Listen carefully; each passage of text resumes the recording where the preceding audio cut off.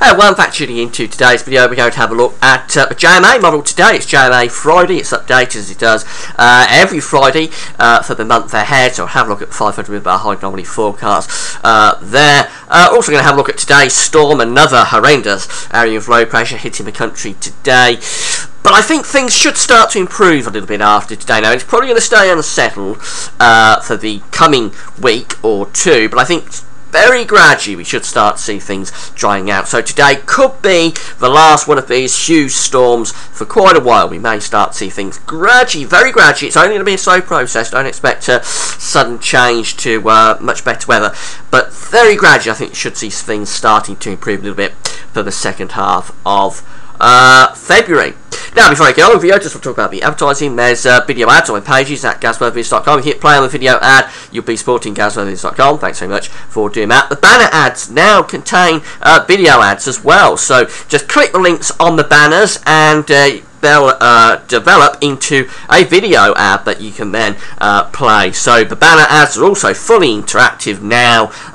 Just experimenting with them, really see what you think to them. So do press play on the video ad and click the links on the banners to reveal the video ads through the banners as well. Every time you hit play on the video ads, whether it's through the banners or on the video ad unit sitting just above this video, every time you do it, you support GazWeatherVids.com. GazWeatherVids gets a royalty fee on your action. So thanks so much for getting involved and supporting the website.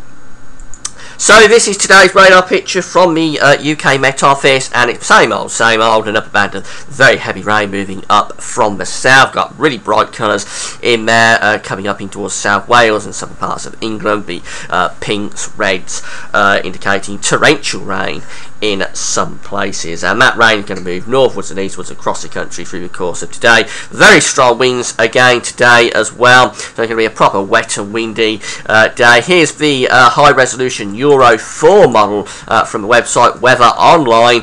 See how that deals with the rainfall. This is the situation it's going for at midday today. Heavy rain covering much of Ireland, England and Wales. Those pink splodges indicating the risk of some little snow flurries perhaps over the Welsh mountains, but I think as that pushes northwards in towards northern England and southern central parts of Scotland, it could give more significant snow, and perhaps to the high ground of Northern Ireland there may be some covering of snow in those areas, particularly over high ground where there could be drifting and blizzards. It's rain further south though, very heavy rainfall once again moving northwards, flooding sort of rains with anything up to 25 millimetres or more in some parts of the country. Again, a suggestion that there could be some quite heavy snow across Scotland going up to midnight tonight. This is the chart for midnight night. Quite heavy snow over Scotland, particularly high ground, but maybe some coming down to lower levels as well. By then the worst of the rain should be clearing away from England and Wales, but lots of heavy showers following on behind. That's where we get the worst of the winds, I think, in the south. Really tightly packed ice bars, so there could be severe gales running up the channel and battering those southern coasts as well. As we move through into Saturday morning, Miss 6 o'clock Saturday morning, lots of showers still left, and Saturday really is going to be a day of sunshine and showers, and then things finally start calming down at the end of Saturday over the night. Saturday and Sunday should be quite a better day. So how long is this unsettled weather going to go on for us? Because it's gone on since the middle of December. We've got another month's worth of 500 mil high anomaly forecast from the JMA model just updated today. So let's have a look and see what it's going for. This is broken down into weekly periods. First week will be the coming week, the 21st, the 14th to the 21st of February. What you need to know is that the British Isles is upside down.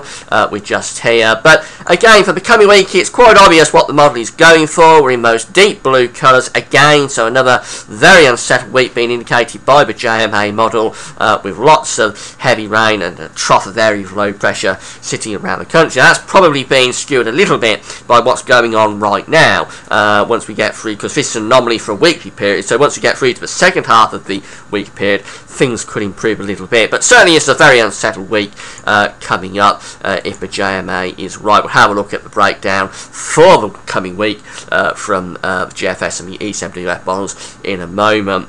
As we go through to the second weekly period, which takes us from the 23rd to the 28th of February, so right to the end of the month, well, the blue colours are still there, so the trough of low pressure still goes on. The colours have come up a little bit, but that's still a very unsettled signal, really, for the final week of February. Would be showers or longer spells of rain with that. Perhaps not the flooding rains, because I don't think the jet stream is quite as strong. We're probably not bringing in severe storms, but it's still unsettled. No real improvement on that one, to be honest. But look at this, once we get through from the 28th to the 14th of March, we lose the blue colours, we lose the trough, and we develop an area of yellow to the west of the country. Now, we haven't seen that for a very long time, but that is a ridge of high pressure being indicated in the Atlantic, starting to push northwards from the Azores, and things with that would be turning much, much drier. As we get into March, we will be seeing a much drier signal from that area of high pressure. But will also be quite mild as well. Quite a nice position to have that high pressure in, I think, because you'd be dragging up some warmer air, I think, from the south, from the southwest at times around that area of high pressure. But never mind about the temperatures, not really interested in that. What we really need is an area of high pressure to dry things out, and that's exactly what the JMA is going for in March. So we've got a long time to wait. Probably we're going to keep it unsettled for the rest of February, but once we get into March, that's our first indication from the Japanese model that things should start drying out a little bit.